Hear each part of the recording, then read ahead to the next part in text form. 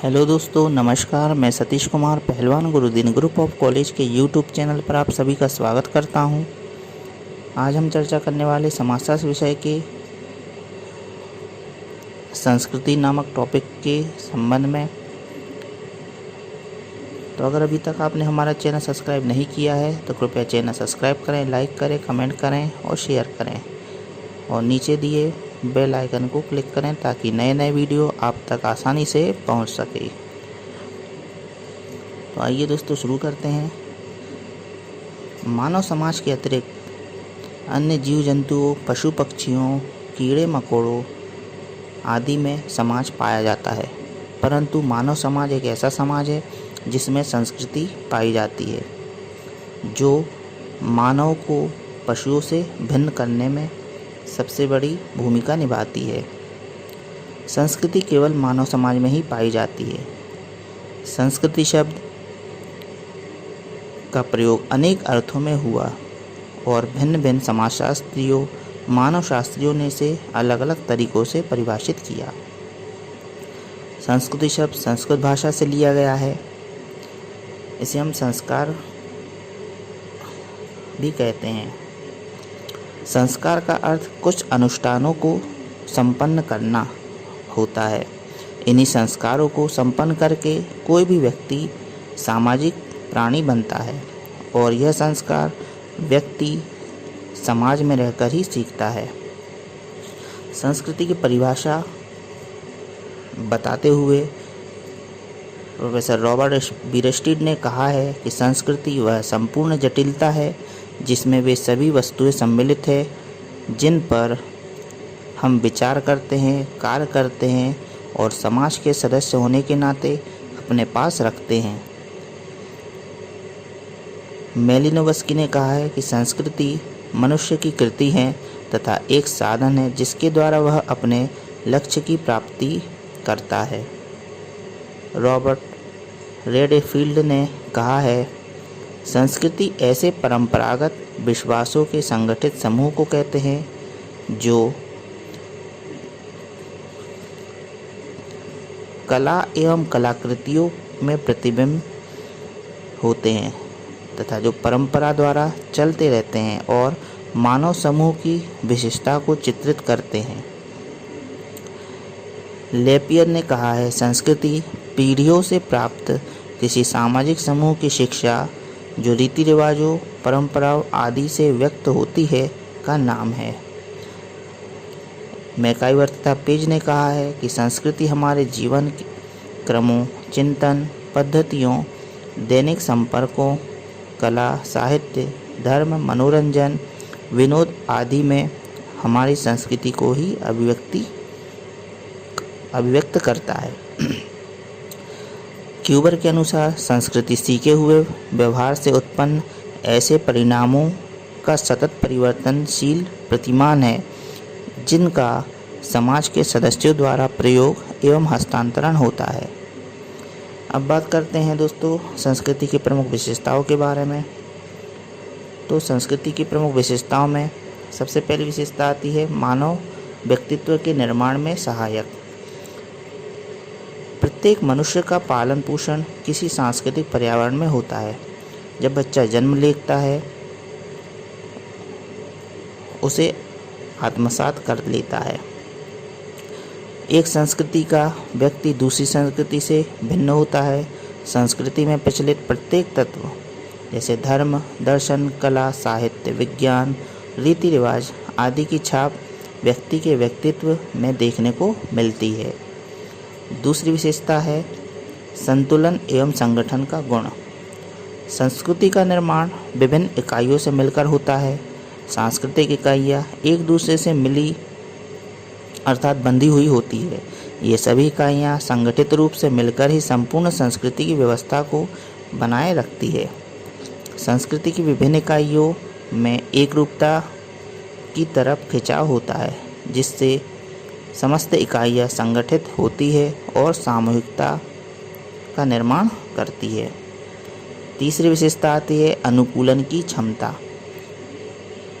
विभिन्न भौगोलिक परिस्थितियों के अनुरूप संस्कृति अपने आप को बदलती रहती है, अर्थात कहा जा सकता है कि संस्कृति में परिवर्तनशीलता का गुण पाया जाता है। संस्कृति में समय, स्थान, परिसंपत्तियों के अनुसार स्वयं को ढालने, अनुकूलन करने का गुण पाया जाता है। प्राचीन भारत की संस्कृति वर्तमान भारतीय संस्कृति से भिन्न है। इसका यही कारण है कि भारतीय संस्कृति के समय के अनुसार परिवर्तन लगातार होते गए हैं और परिस्थितियों के अनुसार उसमें स्वयं को ढाल लिया है। तीसरी विशेषता आती है मानव आवश्यकताओं की पूर्ति।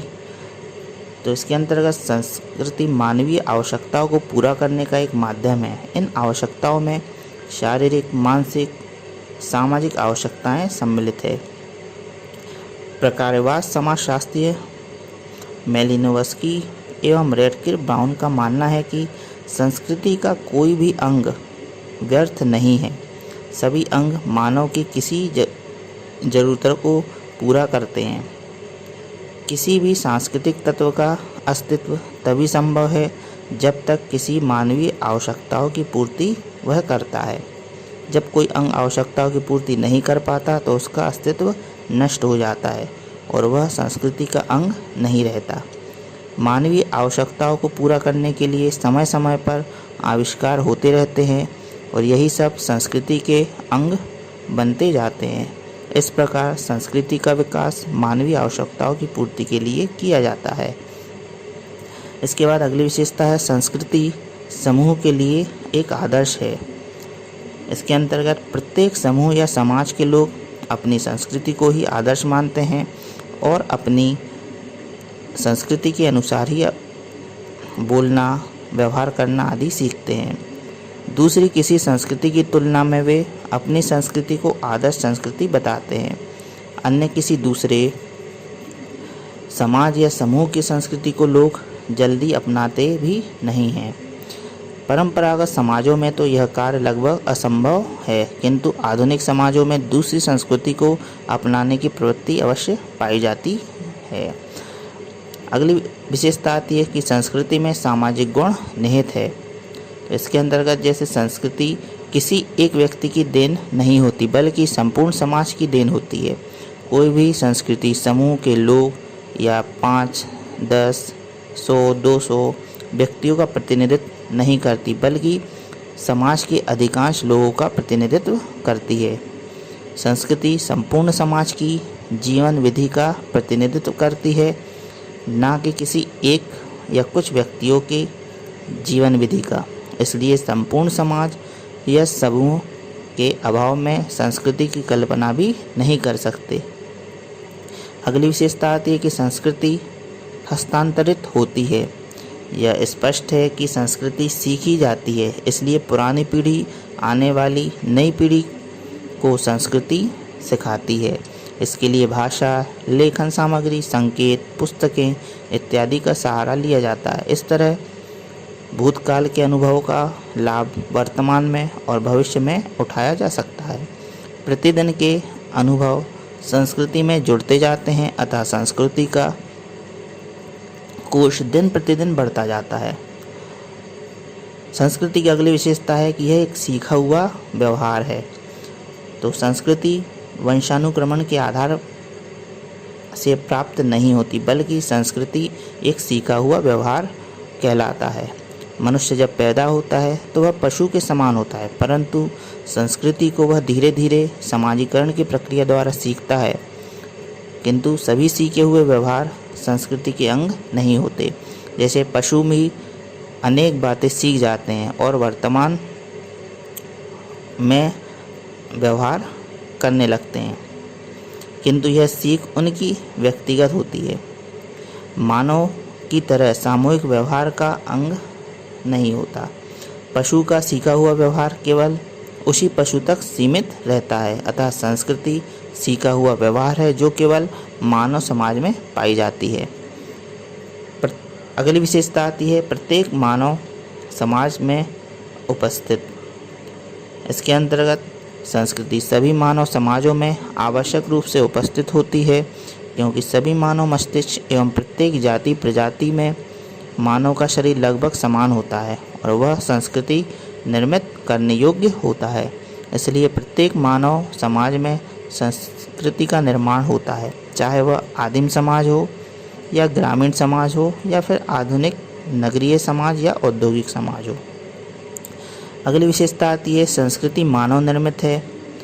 तो इसके अंतर्गत मानव में कुछ ऐसी शारीरिक और मानसिक विशेषताएं होती है जिनके द्वारा संस्कृति का निर्माण मानव के लिए संभव हो जाता है।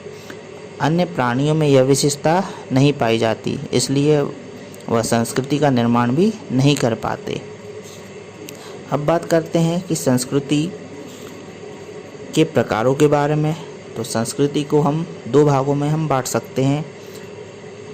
पहला है भौतिक संस्कृति। तो भौतिक संस्कृति के अंतर्गत मानव के द्वारा निर्मित वस्तुएं आती हैं जो मूर्त होती हैं। आदिकाल से लेकर अब तक मानव ने अपनी ज़रूरतों की पूर्ति के लिए अनेक वस्तुओं का निर्माण किया है, जैसे पहिया, गाड़ी, वायुयान, रेल, पेन, घड़ी आदि। ये सभी मानव की भौतिक वस्तुओं के अंग है। मशीन, उपकरण, इमारतें, शिल्पकला, पुल का निर्माण, फर्नीचर आदि भी भौतिक संस्कृति के अंतर्गत आते हैं। अतः भौतिक संस्कृति के तत्वों को गिन पाना संभव नहीं है, क्योंकि इनकी संख्या बहुत अधिक है। जैसे जैसे व्यक्ति की ज़रूरतें बढ़ती जाती है, वैसे वैसे व्यक्ति उन आवश्यकताओं की पूर्ति के लिए नए नए आविष्कारों का निर्माण करता है और भौतिक संस्कृति में तत्वों में वृद्धि होती जाती है। पुरातत्व विभाग द्वारा खुदाई कार्य के उपरांत अनेक प्राचीन संस्कृतियों का रहस्योद्घाटन भी हुआ है। जैसे हड़प्पा और मोहनजोदड़ो नगरों में पाया जाने वाली भौतिक संस्कृति के तत्वों की जानकारी भी हमें खुदाई से ही प्राप्त हुई है। भौतिक संस्कृति में बदलाव तेजी से होता है। एक वस्तु के प्राचीन एवं आधुनिक स्वरूप में अंतर भी पाया जाता है। भौतिक संस्कृति के तत्व मूर्त होते हैं, अर्थात उनकी लंबाई, चौड़ाई, मोटाई इत्यादि होती है जिसे मापा जा सकता है। इसलिए हम यह कह सकते हैं कि भौतिक संस्कृति की माप संभव होती है। दूसरा होता है अभौतिक संस्कृति। अभौतिक संस्कृति के अंतर्गत उन सभी तत्वों को शामिल किया जाता है जो अमूर्त होती हैं, अर्थात जिन्हें हम देख नहीं सकते। सोरोकिन ने अभौतिक संस्कृति को भावात्मक संस्कृति के नाम से भी जाना है।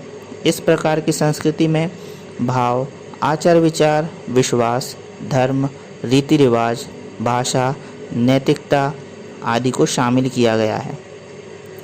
यह पीढ़ी दर पीढ़ी हस्तांतरित होते रहते हैं। इनका कोई आकार और रंग रूप नहीं होता, इसलिए इनकी माप तोल करना संभव नहीं है।